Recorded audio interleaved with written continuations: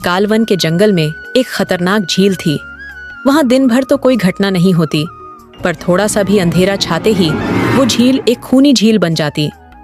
उसी दौरान जो भी जानवर उस झील पर पानी पीने जाता वो जिंदा वापस नहीं आता। कहाँ जाता आज तक किसी को उसका पता नहीं चला था। ये वजह थी कि जंगल के सारे जानवरों ने, यहाँ तक कि जंगल के राजा शेर ने भी उस झील को खूनी झील घोषित कर दिया था।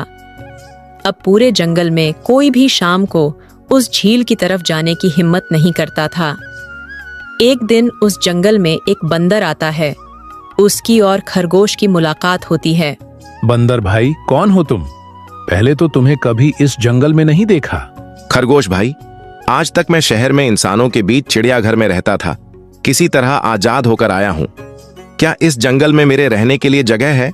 हाँ बंदर भाई, ये हम जैसे जानवरों का घर है, इंसानों का चिड़ियाघर नहीं। आओ, मैं तुम्हें पूरे जंगल की सैर करवाता हूँ, सारी जगह के बारे में बताता हूँ। जो जगह पसंद आए वहीं टिक जाना। और खरगोश बंदर को पूरा जंगल घुमाता है। वहां के राजा शेर की भी गुफा दिखाता है, पर उसे खूनी झील के बारे में न बताता है और न ही उसे वो दिखाने ले जाता है। बंदर वहीं के बरगद के एक बड़े से पेड़ को अपने रहने के लिए पसंद कर लेता है। वहां रहते हुए अभी उसे 2 दिन ही गुजरते हैं कि तीसरे दिन शाम को घूमता हुआ वो उसी खूनी झील के पास पहुंच जाता है। वाह, इतनी सुंदर झील है। जी तो चाहता है ठंडे ठंडे पानी में कूदकर नहा लूं, पर सर्दी हो जाने का खतरा है। चलो ठंडा ठंडा पानी पीकर प्यास बुझा लेता हूं।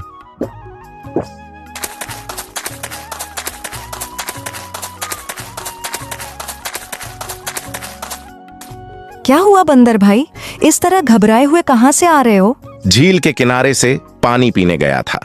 और जिंदा वापस आ गए? क्या मतलब? तुम्हें पता नहीं, वह इस जंगल की खूनी झील है। शाम होने पर कोई भी वहां जाता है तो जिंदा वापस नहीं आता। उसके लाश का भी पता नहीं चलता कि कहाँ गायब हो जाती है। इसीलिए शाम होते ही कोई भी उस खूनी झील की तरफ नहीं जाता।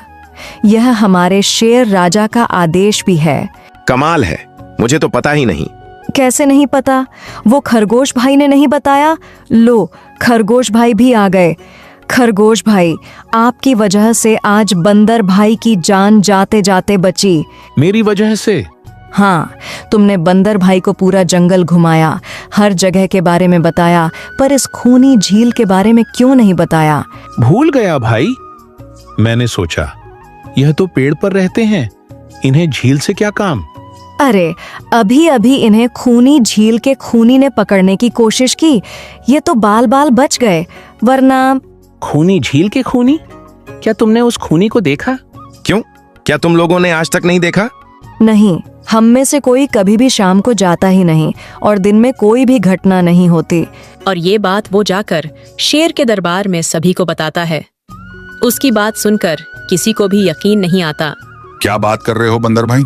मैं सच कहता हूँ शेरराज, हमने आज तक देखा ही नहीं। क्योंकि आप लोग उसे खूनी झील समझकर दिन में ही वहां जाते हो। शाम होते ही आप लोग डर के मारे वहां जाना बंद कर देते हो। पूरे दिन वो मगरमच्छ झील में छिपा रहता है। शाम का अंधेरा होते ही चुपचाप निकलता है और झील के पास पानी पीने आए जानवरों को खा जाता है।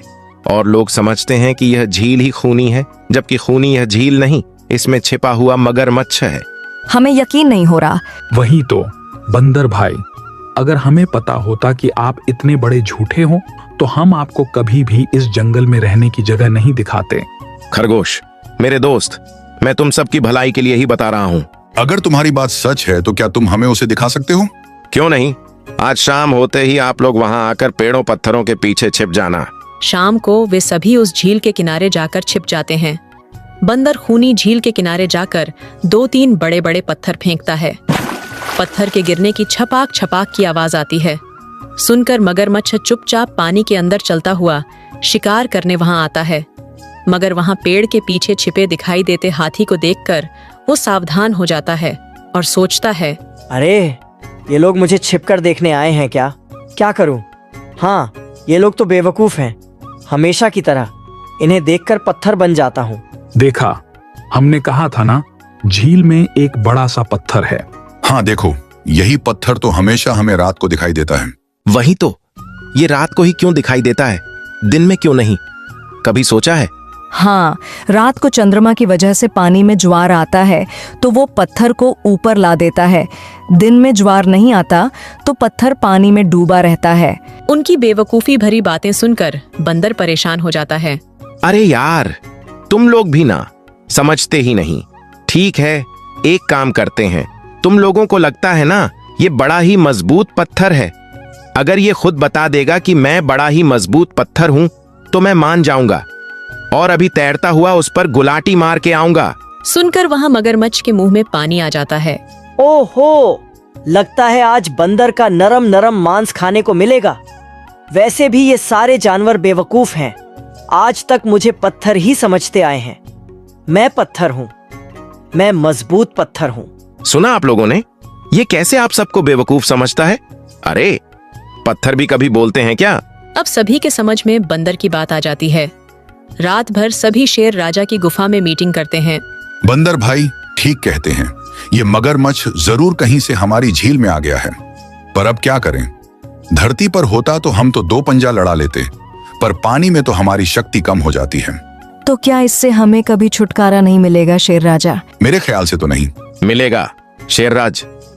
वो पानी में ही रहेगा, हमें देखेगा भी, मगर फिर कुछ नहीं कर पाएगा। ऐसा कैसे हो सकता है? हो सकता है, बस आप लोग मुझे 2 बड़े बड़े रस्सी दे दो। रस्सी का क्या करोगे?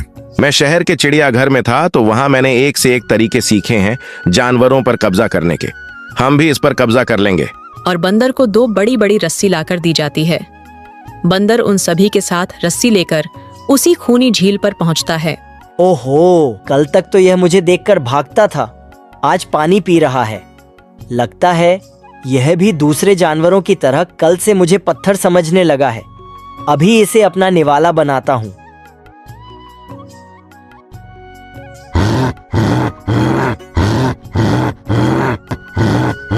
अरे बंदर भाई, ये तो भाग भी नहीं पा रहा। शेरराज, ये जितना छटपटाएगा उतना ही फंदा कसता जाएगा, और अगर चुपचाप रहेगा तब फंदा नॉर्मल रहेगा।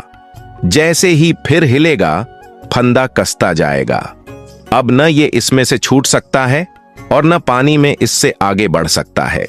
अरे वाह, तब तो ये हमारा कुछ नहीं बिगाड़ पाएगा। हाँ, हम सभी जानवर इस झील में दिन रात कभी भी नहा सकते हैं, पानी पी सकते हैं।